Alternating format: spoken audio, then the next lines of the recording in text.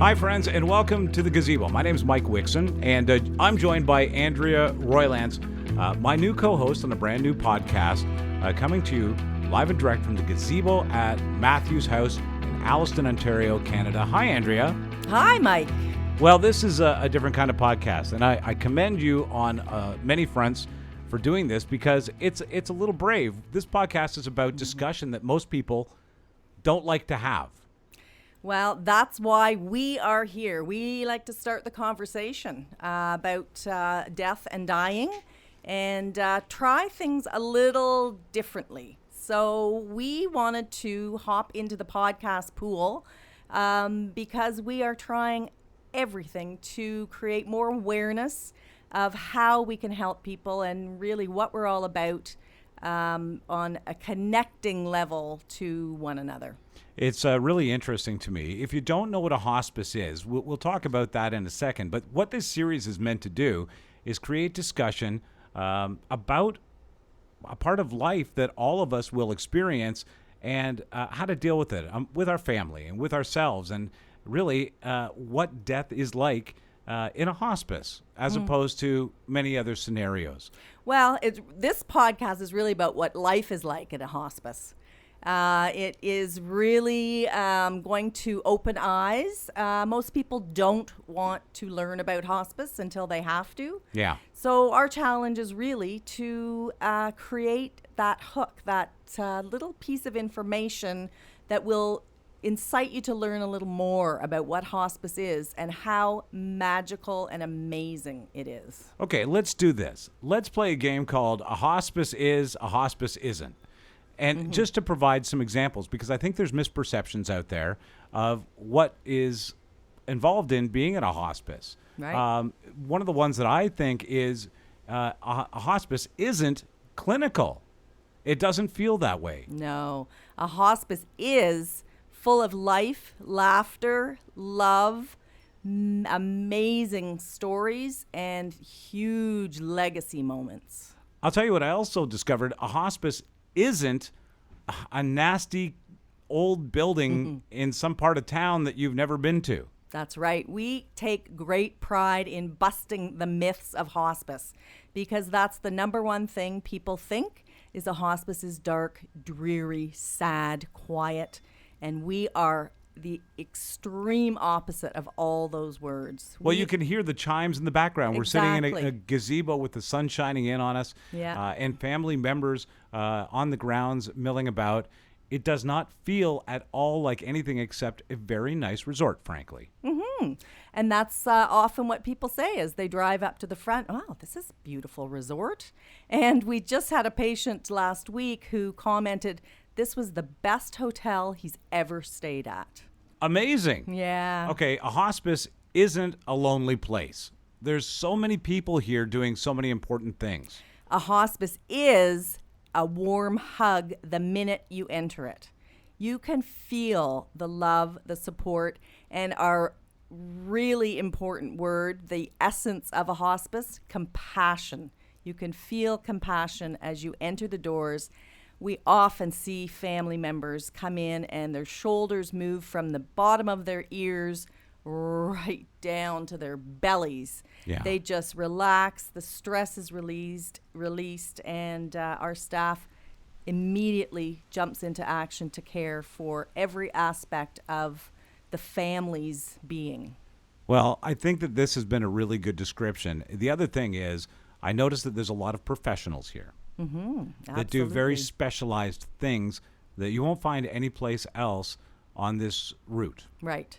So a hospice is a place filled with professionals that deliver the highest level of care and education and support. So we depend on the support of the community to ensure we're delivering that professional service and maintain our stellar reputation.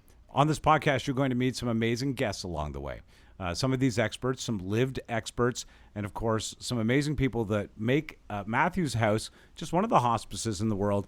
Such a wonderful place to be. Now let's talk about Matthew's House, if you don't mind. What is the deal here? Yeah, so this deal has been going on for 14 years in our community with community programs. grief and bereavement support and caregiver relief. 2 years ago, we built this spectacular building, a $6 million venture funded and fueled by community donations and support. We have 10 residential rooms and a complete suite of offices for counseling, art programs, drumming, yoga, education. That's incredible. Yeah, it's just on and on and on. People are amazed at the breadth of programs we have here. And our task is to get people to come in, and they walk around, and by the end of the tour, their jaws are just open, and we really knock their socks off because they don't know that the hospice is such an amazing, amazing asset in the community. You know, Andrea, it was really, I think that you know that I was touched by my my meeting here first. Oh, yes. Yeah. Because I had an experience, and I'd like to share it if that's all right. Please do, yes. We were meeting about creating a podcast, and literally 4 or 5 minutes into my tour, there was an occasion that occurred that I don't think I can even express how it made me feel. And what had happened is one of the residents here had passed away earlier in the day. Describe for our listeners how they left the building. Well, that is our mission. Live life fully and die with dignity. So everyone that comes as a resident comes through the front doors, and we care for them. When it's their time to go, they depart through the front doors. And we have what we call a walkout. So when the funeral home is here to take our patient away, we ring bells, and that signifies to the staff to gather down on the main floor in the residence, along the hallways and out through the front doors. And our resident is then wheeled out by the family in front. And if they want to play music, they can play some lovely music. If they want to dance their way out, they can.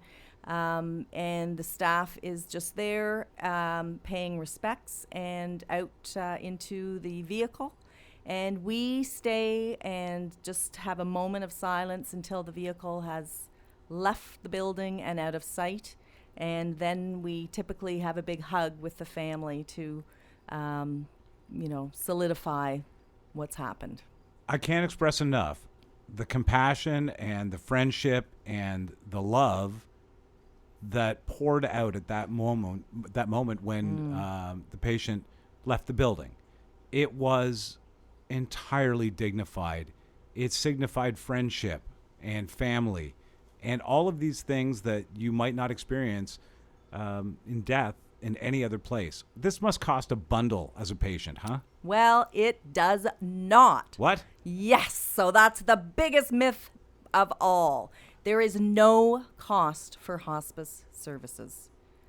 It's amazing. Yeah, let's just let that sit for a minute. Yeah, just hold on to that for a second. Of everything that you can do in your medical life, it is the one thing that provides you dignity in your last days and a family member's last days that could never be provided for, I promise you, in just about any other medical facility that you'll find. Let's get people to have a look at this, because I think when you the podcast is for everybody and for every hospice to share around. Please do. But let's talk about Matthew's House and where people can get some idea, some pictures, and maybe even lend support. Definitely. So MatthewsHouseHospice.ca. That's easy. Yeah. I can even remember that. MatthewsHospice.ca. No, MatthewsHouseHospice.ca. Okay, I couldn't remember it. Yeah. All right, well, listen, this is number one. We're getting on with other interviews today, in fact. And so please subscribe to the podcast anywhere that you're listening to it right now. And if you have any questions, don't hesitate to reach out. I'm sure that all the questions that you need answered will probably arrive in the podcast. If not in time, please reach out to Matthew's House. I'm sure you'll get a warm reception. You always do. Thanks, Andrea. My pleasure.